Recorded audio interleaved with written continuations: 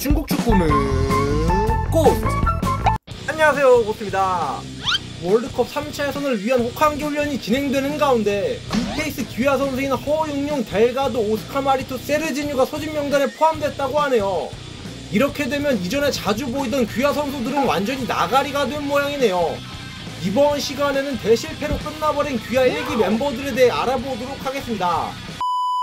먼저 중국 핏줄이라 다이렉트로 기화했던 예나리스와 브라우닝부터 살펴보자면, 예나리스가 중국 대표팀의 중원을 책임질 것으로 여겨 삼선 핵심 미드필더가 될 줄 알았으나 장기 부상을 당하면서 차출할 수가 없었죠.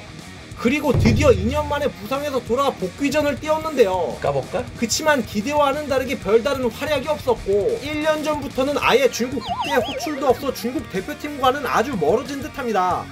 또한 브라우닝 같은 경우에는 그래도 귀화 선수들 중 A매치에 꽤 출전해 만리장성 수비라인의 핵심 멤버로 뛰어왔습니다.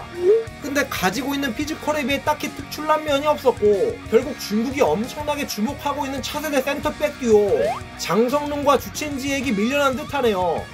특히 이 둘이 현재로선 중국에서 독보적인 수비 기대주들인데, 상하이 선화에서 리그 최소 실점으로 트라마가 능력을 인정받았기 때문에 브라우닝의 입지가 날아가버렸습니다.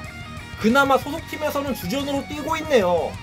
다음으로 탈중국했던 브라질 귀화 공격수 3인방 중 알로이시오는 카타르 월드컵 최종 예선 5경기에 출전해 꼴랑 한 골에 그쳤는데요. 이후 탈중국에 성공해 떠나면서 중국이 부르면 언제든 대표팀 차출에 응하겠다고 말했지만 현역 은퇴를 선택해버렸네요. 또한 알랑도 카타르 월드컵 때 뛰었고 중국에 복귀해서 나름 2자릿수 득점을 기록하며 나쁘지 않은 득점력을 선보이자 귀화 선수 한 명이 아쉬운 중국은 다시금 부를 수밖에 없었는데요.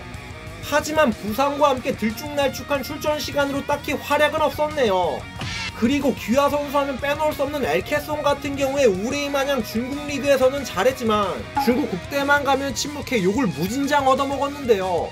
적지 않은 나이에 엘케손인지라 기동력이 굉장히 떨어졌고 기량이 예전만 못해져 중국 선수들에게 밀려버렸습니다.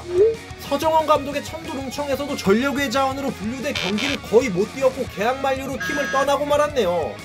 마지막으로 슈퍼서브 페르난지뉴는 사실상 귀화한 지 꽤 됐으나 매번 이런저런 개인적인 사유로 중국 대표팀에 합류를 못했는데요. 그러다 드디어 북중미 월드컵 2차 예선의 모습을 드러내 중국 축구 팬들이 상당히 주목했습니다. 까볼까? 페르난지뉴는 주로 중국 리그에서 교체 투입되거나 선발 출전하더라도 60분가량밖에 안 뛰어 슈퍼서브 역할에 특화됐는데, 그런 선수를 이반코비치 감독이 갑자기 풀타임으로 기용해버린 페르난지뉴 경기력이 반감된 면이 없지 않아 있었죠. 결국 페르난지뉴도 이반코비치 눈밖에 나면서 3경기째 명단 제외를 당했네요. 따라서 귀화 1기 대실패에는 귀화 선수들의 고령화, 중국화 등 여러 이유가 있었다고 볼 수 있죠. 아무튼 이렇게 폭망으로 끝나버린 귀화 1기 멤버인데 과연 다시 시작되는 귀화 2기는 뭔가 좀 다를지 굉장히 궁금하네요. 자, 지금까지 야심찼던 중국 축구 귀화 1기가 끝나버린 이유에 대해 한번 말해봤습니다. 재밌게 보셨다면 좋아요 한 번씩 부탁드립니다. 감사합니다.